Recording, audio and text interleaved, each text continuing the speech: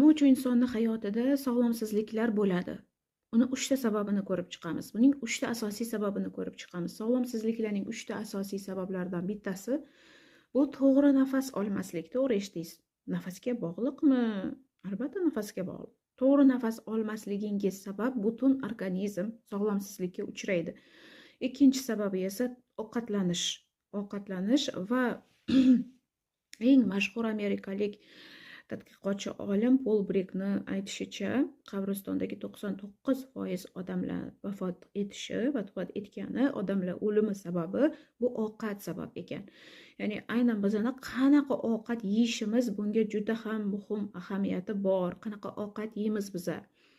Bunga bog'liq. Uchinchi sababi esa bu bizni o'y-xayollarimiz, fikrlarimiz, hissiy holatimiz, ruhiy holatimiz muhim ahamiyatga ega.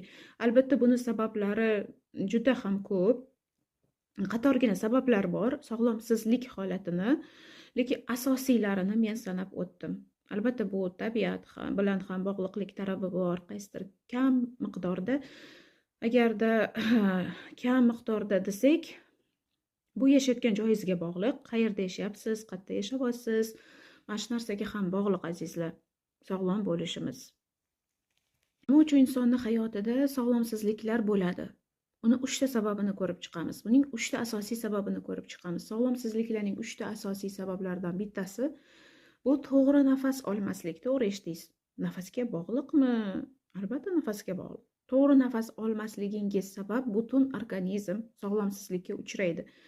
Ikkinchi sababi esa ovqatlanish. Ovqatlanish va eng mashhur amerikalik tadqiqotchi olim Pol Brikni aytishicha, qabristondagi 99% odamlar vafot etishi, vafot etgani, odamlar o'limi sababi bu ovqat sabab ekan. Ya'ni aynan bizani qanaqa ovqat yeyishimiz bunga juda ham muhim ahamiyati bor. Qanaqa ovqat yeymiz biza?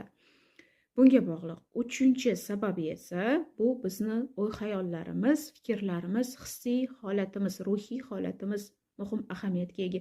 Albatta buni sabablari juda ham ko'p. Qatorgina sabablar bor sog'lomsizlik holatini, lekin asosiylarini men sanab o'tdim. Albatta bu tabiat bilan ham bog'liqlik tarafi bor, qaysidir kam miqdorda. Agarda kam miqdorda desak, bu yashayotgan joyingizga bog'liq, qayerda yashayapsiz, qayerda yashayapsiz, mana shu narsaga ham bog'liq azizlar, sog'lom bo'lishimiz.